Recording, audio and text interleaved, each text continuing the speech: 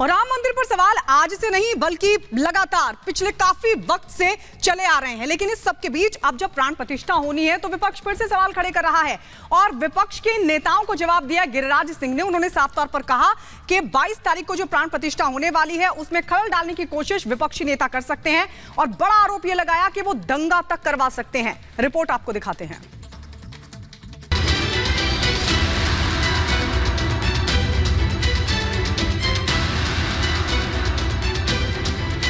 विपक्ष का काम सनातन का अपमान,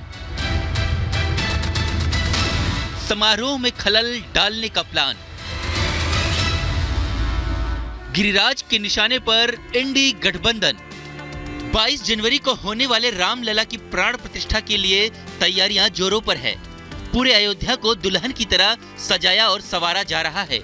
रामनगरी में आयोजन को लेकर अयोध्या के साथ साथ पूरे देश में उल्लास का माहौल है।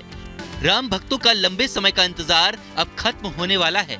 एक और जहां सरकार और पूरा प्रशासन इस आयोजन को ऐतिहासिक बनाने में जुटा है, वहीं विपक्षी दलों के नेता इस खुशी के मौके पर रंग में भंग डालने का काम कर रहे हैं। इंडी गठबंधन के नेता लगातार सनातन विरोधी बयानों से राम भक्तों की आस्था को चोट पहुंचा रहे हैं। ऐसे में केंद्रीय मंत्री गिरिराज सिंह ने बड़ा दावा किया है। गिरिराज सिंह का आरोप है कि अयोध्या में रामलला की प्राण प्रतिष्ठा से पहले विपक्ष देश में बड़ी दुर्घटना करवा सकता है।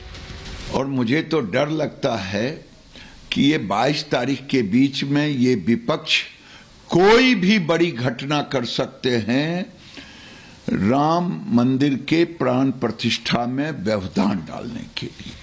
अयोध्या में बन रहे भव्य राम मंदिर पर बिहार के बेगूसराय से सांसद गिरिराज सिंह ने कहा है कि ये ऐतिहासिक क्षण हजारों साल के बाद आया है। इंडी गठबंधन में शामिल दलों को वोट का सौदागर बताते हुए केंद्रीय मंत्री ने जमकर निशाना साधा। अब जब राम प्रभु श्री राम का प्राण प्रतिष्ठा मंदिरों में होने वाला है, अब ये कोई न कोई दंगा कराना चाहते हैं, भेदभाव कराना चाहते हैं, कोई ऐसी घटना घटित करना चाहते हैं जिससे राम मंदिर के प्राण प्रतिष्ठा में खलल पैदा हो।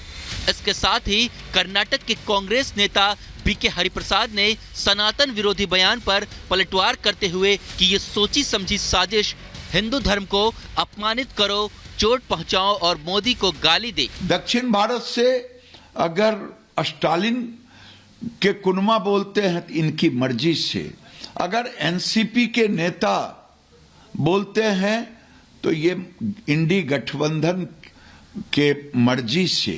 ये सोची समझी प्लान है, हिंदू सनातन को अपमानित करो, चोट पहुंचाओ और मुसलमानों को खुश करो, जात के नाम पर वोट लो और हम मोदी को गाली दो। एक और बयानबाजी जारी है तो वहीं दूसरी ओर सरकार का पूरा सुरक्षा तंत्र इलाके में चप्पे चप्पे पर निगरानी के लिए पूरी तरह से मुस्तैद है। शहर में रामलला के प्राण प्रतिष्ठा समारोह के दौरान अचूक सुरक्षा घेरा को तैयार करने के लिए आर्टिफिशियल इंटेलिजेंस का प्रयोग किया जा रहा है। इस खास टेक्नोलॉजी के जरिए अयोध्या में सभी प्रमुख स्थलों पर आने जाने वाले लोगों की गहनता से जांच की जाएगी। वीवीआईपी लोगों के जमावड़े को देखते हुए आईबी रॉ के साथ साथ दूसरी सुरक्षा एजेंसियां भी पायलट प्रोजेक्ट पर काम कर रही हैं। Bureau report, Republic Bharat.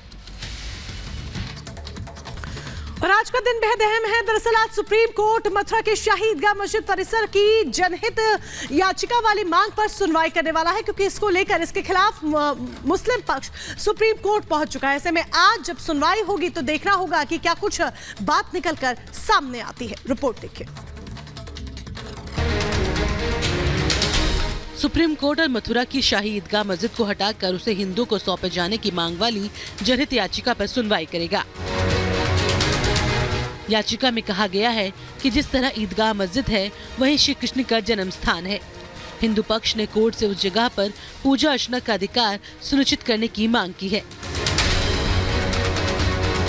इससे पहले इलाहाबाद हाईकोर्ट ने कहते हुए जनहित याचिका को खारिज कर दिया था कि इस मसले पर पहले से ही मुकदमे कोर्ट के सामने पेंडिंग है, जिनमें इन मुद्दों को उठाया गया है, लिहाजा इस पर अलग से सुनवाई की जरूरत नहीं है।